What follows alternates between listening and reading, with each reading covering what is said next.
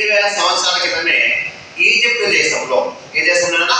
Egypt దేశంలో సల్ఫర్లో ముంచిన పైన కర్ర ముక్కలని అగ్గిపుల్లగా వాడారు. ఏ దేశంలో? ఈజిప్ట్ దేశంలో సల్ఫర్లో ఉంచిన పైన కర్ర ముక్కలను అగ్గిపుల్లగా వాడారు. ప్రజెంట్ మనం చూస్తున్న అగ్గిపెట్టె తయారయ్యి 200 సంవత్సరాలు అయింది. సో మానవుడిగా దాని కాస్ట్ వచ్చి ₹1 ఉంటుంది. రీసెంట్గా చూపించేశారు. మరి అగ్గిపెట్టె ఎన్ని భాగాలు ఉన్నాయి?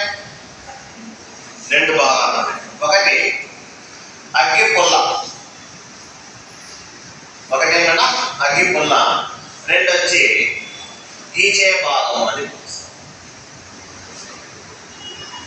సో అగ్గిపెట్టె 2 భాగాలు ఉంటాయి. ఒకటి అగ్గిపుల్ల, రెండు వచ్చి రబ్బింగ్ సర్ఫేస్ అని పిలుస్తారు. ఈ అగ్గిపుల్ల కాడ ఏ మొక్క నుండి సేకరిస్తారు? అగ్గిపుల్ల కాడని ఏ మొక్క నుండి సేకరిస్తారంటే ash pine tree, white pine tree లేదా ఫర్ అనే మొక్క నుండి సేకరిస్తారు. Ash pine tree, white pine tree లేదా ఫర్ అనే మొక్క నుండి సేకరిస్తాము. ఈ కాడ పైన కెమికల్ పూయబడి ఉంటుంది. దాని పేరేంటన్నా?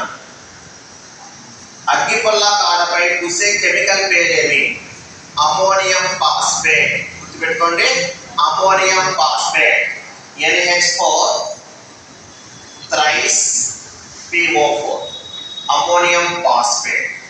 మరి అగ్గిపుల్ల తలభాగంలో ఉండే కెమికల్స్ ఏంటివి? అగ్గిపుల్ల తలభాగంలో ఉండే కెమికల్స్ వచ్చి పొటాషియం క్లోరేట్,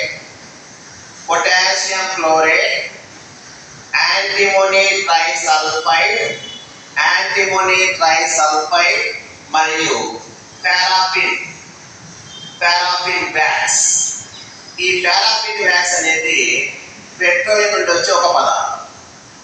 ఈ వ్యాక్స్ ఏం చేస్తుందంటే ఈ 2 కెమికల్స్ని అగ్గిపుల్ల కాడకి అతికిస్తుంది అనమాట.